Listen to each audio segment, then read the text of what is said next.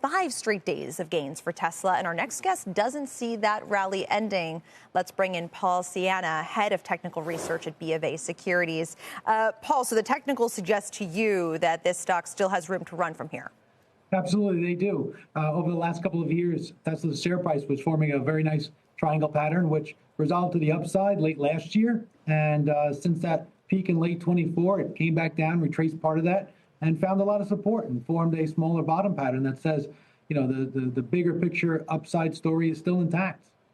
And how much higher is that upside based on what you see? $700, and if so, when? Yeah, so our bigger picture target from that long triangle pattern over the last few years does measure to about 700. And given the size of that consolidation, taking roughly almost 3 years, we tend to use Fibonacci ratios to project forward when that could occur. And a few different measures say as early as July 2026, some linger into the first quarter of 27. I mean, Paul, I'm sure that, this particular pattern was not the same setup as past times when Tesla has had one of these runs. But if I look at a 5-year chart of the stock, there have been a handful of times when it really accelerated to the upside and put in a pretty serious peak. It hasn't spent much time above $400, really only a couple of months since first getting there a few years ago. So what would you look for to suggest it's getting overheated? It seems like the trend this time is just now turning as opposed to peaking.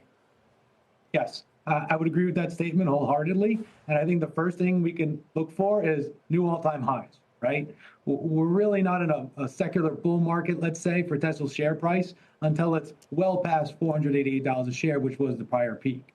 So, with the move that's happening this week and over the past couple of weeks, in forming smaller bottom patterns that complement those longer-term charts you've mentioned, Mike, I think the shoe fits that, yes, that $700 target is still well in play. And in terms of the broader market, Paul, how are we set up going into the Fed meeting, going into the second half of September here? Obviously, clicking to new highs. Market's not really kind of doing anything wrong if I just eyeball it. But what can we expect in terms of how it might trade in relation to the coming period?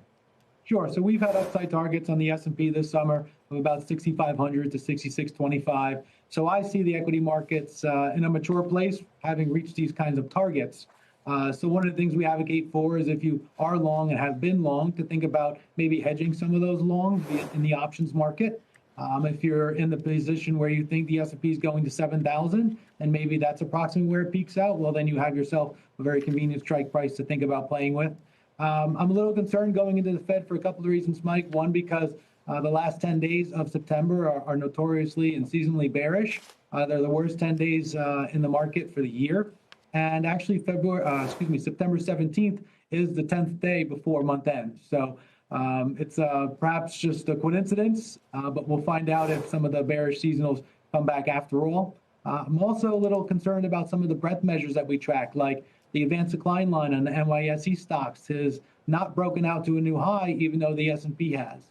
The percentage of stocks in the S&P 500 trading above the 50-day moving average is still consolidating into a narrowing range, which means it's diverged from new highs. So there are a lot of those kinds of divergences still present as we get to a mature technical target area.